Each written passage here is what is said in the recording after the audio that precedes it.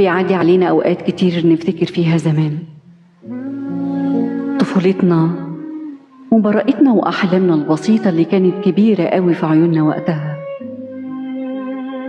نفتكر قد إيه كنا صغيرين ومش فاهمين معنى كلمة نفسي ولا مستوعبين وزنها الحقيقي.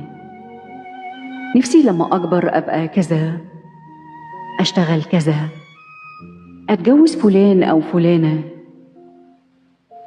كان كل اللي همنا إن احنا نكبر وخلاص، فاكرين لما نكبر هيكون معانا المفتاح السحري اللي يخلينا نعمل كل حاجة نفسنا فيها.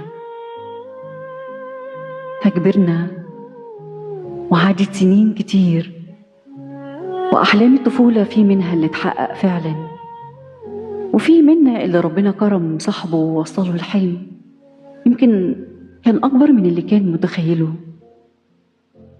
وفي أحلام لسه واقفة عند نفس النقطة مستنية، وفي ناس جات لها فرص كتير بس الخوف أو ظروف أو تردد خلاهم يفوتوها من غير ما ياخدوا خطوة. بس الحقيقة اللي بنكتشفها متأخر شوية إن أحلامنا ملهاش سن، وإن اللي ما تحققش امبارح ممكن يتحقق بكرة.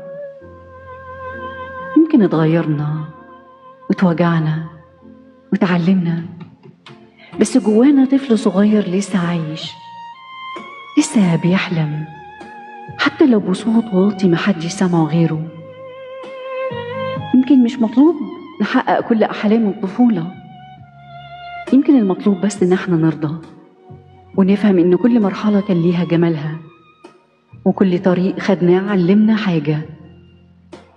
اللي فات كان درس، فبلاش نقسى على نفسنا، ما نحاسبهاش كأننا كنا نعرف كل حاجة واحنا صغيرين، ولا نجلدها على أحلام اتحطت على الرف غصب عننا. الحياة ما كانتش طريق واحد مستقيم، كانت لفات ومطبات وتأجيلات وصدمات، وفي أحلام اتأجلت. فما تزعلش، ما تزعلش لأن توقيتها ما كانش جه. وفي أحلام ماتت بس سابت جوانا حكمة ونضج ما كناش هنوصله من غيرها. كبرنا لكن الكبر الحقيقي مش في السن، في الفهم، في الرضا، في إننا نعرف نبتسم رغم اللي فات مننا، ونعرف نبدأ من جديد من غير ما نضايق من المحاولة. يمكن دلوقتي أحلامنا اختلفت، بقى نفسنا بس في راحة البال، في طمأنينة، في حد يفهم من غير شرح،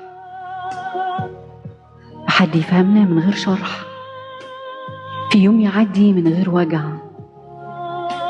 في قلب يفضل طيب مهما الدنيا حاولت تغيره وتغير فيه.